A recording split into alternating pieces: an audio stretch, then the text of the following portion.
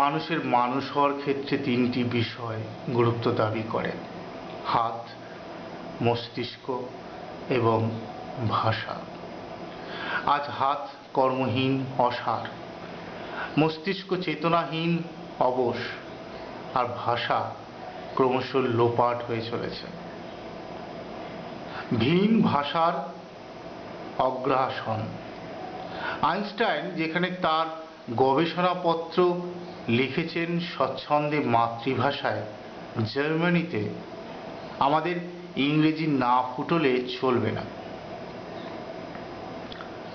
বিবর্তনের হাতিয়ারগুলোকে ক্রমশ ভোঁতা করে ফেলা হয়েছে ইচ্ছাকৃতভাবে সাম্রাজ্যবাদী রাজনৈতিক অভিসন্ধিতে। শ্রমই চাবিকাঠি। সুতরাং মানব সভ্যতার বিকাশে বা উন্নয়নে শ্রম দানকারী শ্রমজীবী মানুষেরা অর্থাৎ শ্রমিকের দলই অগ্রগামী ভূমিকা পালন করে,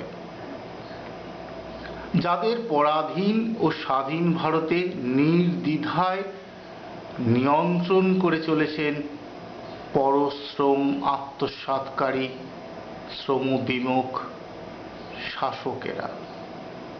সবচেয়ে উল্লেখযোগ্য পদক্ষেপগুলো স্বাধীন ভারতবর্ষের ভূমি ব্যবস্থার ক্ষেত্রে অন্যতম ছিল মধ্যস্বত্বাধিকারীর বিলোপ সাধন। বিভিন্ন আইন প্রয়োগের মাধ্যমে এই ব্যবস্থার বিলোপ কাগজে কলমে হলেও ব্যবহারিকভাবে সামন্ততন্ত্রের অবসান হয়নি। উল্টে জমিদার শ্রেণীর ভূস্বামীরা বেশ কায়দা করে সমাজের গভীরে, সমাজের সর্বস্তরে নিজেদের প্রভাব বিস্তার করে নিয়েছিল।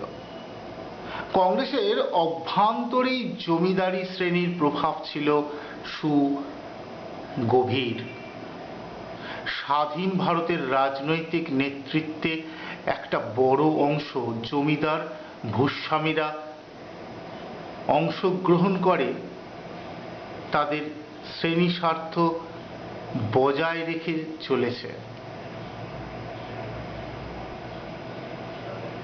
উল্টো দিকে ভারতবর্ষ স্বাধীন হবার পর বা 50-এর দশকে একমাত্র তেলেঙ্গানার কৃষক বিদ্রোহ ছাড়া উল্লেখযোগ্য কোনো কৃষক বিদ্রোহ গড়ে ওঠেনি।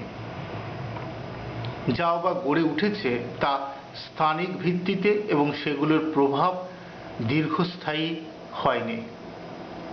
তেলেঙ্গানা আন্দোলনও ক্রমশ স্থিমিত হয়ে এসেছিল। তার উপরে তেলেঙ্গানা আন্দোলনের গতি প্রকৃতি নিয়ে কমিউনিস্ট পার্টির অভ্যন্তরেই যথেষ্ট মতাদর্শগত বিতর্কের সৃষ্টি হয়েছিল। শুধু তেলেঙ্গানা আন্দোলন কেন, ভারতবর্ষের স্বাধীনতাকে কি চোখে দেখা হবে, ভারতীয় বিপ্লবের ক্ষেত্রে রাজনীতি এবং রণকৌশলগত পথ কি হবে, সে সম্পর্কেও যথেষ্ট মতাদর্শগত পার্থক্য ছিল। এই দোদুল্যমানতা, মতাদর্শগত বিভেদ, বিতর্ক ভারতীয় কৃষকদের একটা সাম্রাজ্যবাদ বিরোধী ঐক্য এবং উত্তরাধিকার থাকা সত্ত্বেও বৃহৎ আন্দোলনের ভূমিকা পালনে সামগ্রিকভাবে